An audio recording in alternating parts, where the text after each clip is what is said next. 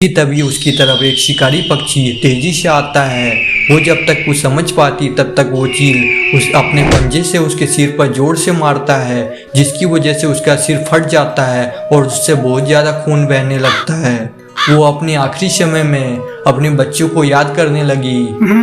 हाँ, गुड़िया, पिंकी, गुड़िया, हाँ। रात के 9 बज रहे थे। बाहर जोर से बारिश हो रही थी। टुनटुनी चिड़िया ने अपने दोनों बेटियों को अभी थोड़ी देर पहले ही तो खाना खिलाया है। बड़ी बेटी पिंकी खाना खाकर सो गई है और उसकी छोटी बेटी गुड़िया अपनी माँ के पास लेटी हुई है और अपनी माँ से लोरी सुन रही है। सो जा गुड़िया सो जा, लाल पलंग पर सो जा, मीठे मीठे सपनों में तू मेरी बेटी सो जा, ला ला ला ला ला ला, लाल पलंग पे सो जा, मीठे मीठे सपनों में तू मेरी बेटी सो जा। गुड़िया भी अपनी आंखें बंद कर सो जाती है। टुनटुनी चिड़िया ने उसे एक और लेटा दिया और खुद भी सोने के लिए तैयारी करने लगी, लेकिन बाहर बारिश और बादलों की गरजने की आवाज़ से उसे नींद नहीं आ रही थी। तभी दरवाजे पर जोर जोर से खटखटाने की आवाज़ आती है। टुनटुनी, अरे ओ टुनटुनी, टुनटुनी दरवाजा खोल। उस आवाज़ को सुनकर टुनटुनी घबरा जाती है। उसने डरते डरते दरवाज़ा खोला। दरवाजे पर उसका मालिक कलवा कड़क सेठ छाता लेकर खड़ा था। उसके साथ 2 और पक्षी थे। क्या? अरे क्या कर रही थी इतनी देर से? दरवाजा खोलने में इतना समय लगता है? जी देर कहाँ की, आवाज़ सुनकर ही तो तुरंत दरवाज़ा खोलने के लिए आ गई मैं। उसकी बातों को सुनकर कलवा कड़क सेठ मुंह बनाते हुए बोला, ठीक है, अब ज़्यादा मत बोल और जल्दी से मेरे किराए निकाल 2 महीने के। टुनटुनी ने 100 के 3 नोट कड़क सेठ के हाथ में रख दिए और अपने हाथ जोड़कर उसके सामने खड़ी हो गई। इतने कम पैसों को देखकर कलवा कड़क सेठ और भी ज़्यादा भड़क गया और जोर से चिल्लाते हुए बोला, ये क्या दे रही है तू मुझे? 300 रुपये? तेरा दिमाग तो नहीं खराब हो गया? 2 महीने के 300 रुपये नहीं 3000 होते हैं पागल। कलवा कड़क सेठ इतनी जोर जोर से बोल रहा था कि टुनटुनी की दोनों बच्चियां उठ जाती है और डरते हुए अपनी माँ के पास आ गई। टुनटुनी अभी भी कड़क सेठ के पास खड़ी थी। उसने डरते हुए उससे कहा कि सेठ जी अभी तो इतने पैसे नहीं हैं, अभी ये रख लीजिए, धीरे धीरे करके मैं आपके सारे पैसे चुका दूंगी, थोड़ी दया इस विधवा पे कर दीजिए। देख, ये दया हुए मैं करने लगा तो मैं रोड पे आ जाऊंगा। और ये तूने क्या लगा रखा है? धीरे धीरे करके पैसे चुका दूंगी? पूरे के पूरे पैसे अभी मेरे हाथ में रख, वरना यहाँ से एकदम दफा हो जा अपने बच्चों को लेकर। और हाँ, किसी भी सामान को हाथ मत लगाना। टुनटुनी चिड़िया के पास तो पैसे थे ही नहीं। उसने लाख गिड़गिड़ाया, लेकिन मकान मालिक का तो दिल पत्थर का था। इस तेज बारिश में उसने टुनटुनी और उसके दोनों बच्चों को घर से बाहर निकाल दिया। टुनटुनी की छोटी बेटी जब अपने मृत पिता की तस्वीर को उठा के जाने लगी, तब कड़क सेठ ने उसे डांटते हुए बोला, अरे तुझे बोला ना किसी भी सामान को हाथ नहीं लगाना, लेकिन तेरी छोटी बेटी ये क्या कर रही है? चल रख। ये कहकर कड़क सेठ ने उस तस्वीर को छीन लिया और जमीन पर पटक दिया। टुनटुनी चिड़िया उसकी दोनों बेटियों को दुख तो बहुत हुआ, लेकिन कहते हैं ना कि ताकतवर के आगे कमजोर सिर्फ दुख सह सकता है, उसका विरोध नहीं कर सकता। उस तेज बारिश में उसने दोनों बेटियों के साथ दूसरे रास्ते चल पड़ी। माँ, अब हम कहाँ जाएंगे, कहाँ रहेंगे? टुनटुनी चिड़िया अपनी बेटी की बातों का कोई जवाब नहीं देती। कुछ देर बाद बारिश बंद हो गई। उन तीनों ने वो रात जमीन पर ही बिताए।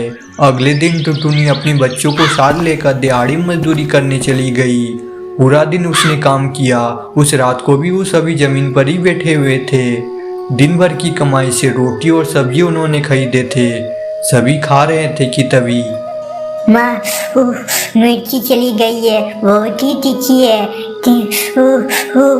रुक रुक, मैं अभी पानी लेकर आती हूँ। तभी पिंकी ने कहा, माँ तू यहीं पर बैठ, सारा दिन काम करके तू थक गई होगी। मैं जंगल से पानी लेकर आती हूँ और एक बोतल तेरे लिए भी ले आऊंगी। अच्छा ठीक है जा, लेकिन संभल के जाना, इस जंगल में बहुत ही बदमाश शिकारी घूमते रहते हैं, ध्यान से। चिंकी अपनी छोटी बहन को लेकर पानी पीने के लिए जाती है। उसने नल से बोतल में पानी भरे और अपनी छोटी बहन गुड़िया को पानी पीने के लिए दे दिया। हाँ, अब अच्छा लग रहा है। बहुत तीखी थी मिर्ची दीदी। चलो अब माँ के लिए भी बोतल में पानी भर लेती हूँ और चलो माँ के पास। कहते हैं ना कि दुर्भाग्य एक ऐसा चोर है जो घात लगाए बैठा रहता है आपके जीवन में उथल पुथल मचाने के लिए। टुनटुनी चिड़िया एक पेड़ के नीचे बैठी हुई थी और अपने दोनों बच्चों का इंतजार कर रही थी कि तभी उसकी तरफ एक शिकारी पक्षी तेजी से आता है।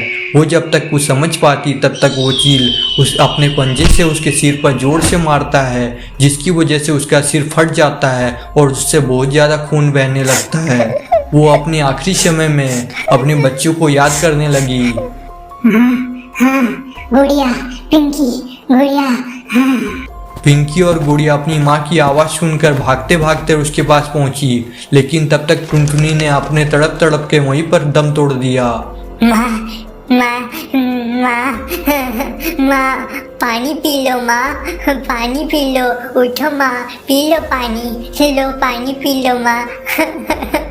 उन दोनों छोटी मासूम बच्चों के कांधे पर विधाता ने एक ऐसा बोझ दे दिया था जिसे उठाने के वे बिल्कुल भी लायक नहीं थे। माँ के अंतिम संस्कार करने के बाद उन दोनों के सामने अपने पेट पालने की बहुत बड़ी जिम्मेदारी आ गई थी।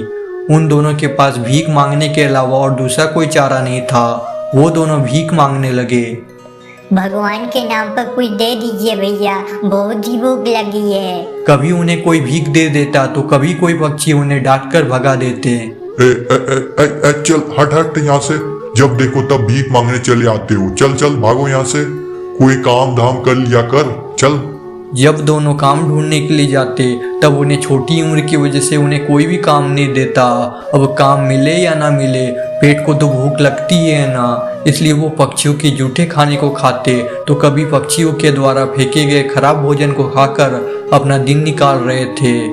एक रात की बात है, वो दोनों जंगल में एक पेड़ के नीचे लेटे हुए थे कि तभी दीदी, हम जमीन पर रहते हैं, क्या एक दिन शिकारी चील हमें भी माँ की तरह पंजा मार कर चला जाएगा? क्या हम दोनों भी अपनी माँ की तरह जमीन पर तड़प तड़प कर मर जाएंगे? मुझे तो बहुत ही डर लगता है दीदी। जब रात को मैं जंगल के बीचों बीच जमीन पर सोती हूँ तो सच कहूँ तो मुझे रात को नींद नहीं आती। मुझे डर लगता है कि वो कोई शिकारी आएगा और हम दोनों पर हमला कर जाएगा। ये कहकर छोटी सी गुड़िया जोर जोर से रोने लगती है। पिंकी ने उसे शांत कराते हुए कहा कि नहीं गुड़िया, ऐसा कुछ नहीं होगा, हम अपना घर बनाएंगे। अपना घर दीदी? हाँ, मुझे अपने घर में रहना है, मैं जमीन पे और नहीं रह सकती, अपने घर में हम लोग रहेंगे। ये पिंकी ने गुड़िया को कह तो दिया था कि वो अपना घर बनाएंगे, लेकिन कैसे, ये बात उसे समझ में नहीं आ रही थी। इसी बीच पिंकी और गुड़िया ने कबाड़ बीनने का काम शुरू कर दिया था। वो सारा दिन कबाड़ बीनती, कभी जंगल में तो कभी रेलवे स्टेशन पर, और फिर उसे बड़े कबाड़ी वाले को बेच देती। एक दिन जब जंगल में वो दोनों बहनें घूम रही थी तभी उन दोनों ने एक पेड़ को देखा जो कि बहुत ही ज्यादा चमक रही थी। वो दोनों ये सब देख चौंक गई और जल्दी जल्दी उस पेड़ के पास पहुंचकर देखा तो उस पेड़ से बहुत ही तेज रोशनी आ रही थी। तभी वो पेड़ बोल उठा, आ गए तुम दोनों, घबराओ मत, मैं एक जादुई पेड़ हूँ। मुझे पता है तुम दोनों बहुत बड़े मुसीबत में हो, इसलिए मैं तुम्हें एक एप्पल घर दे रहा हूँ, क्योंकि तुम्हारी माँ को मैं जानता था, उन्होंने मेरी कितनी बार मदद की है, कई बार उसने मुझे पानी पिलाया है, इसलिए जाओ ये एप्पल घर ले लो तुम। तभी वो पेड़ अपनी जादुई शक्ति से एक एप्पल घर प्रकट करता है, जिसे देख दोनों बहनें बहुत ही खुश होती है और एक साथ खुशी खुशी रहने लगती है।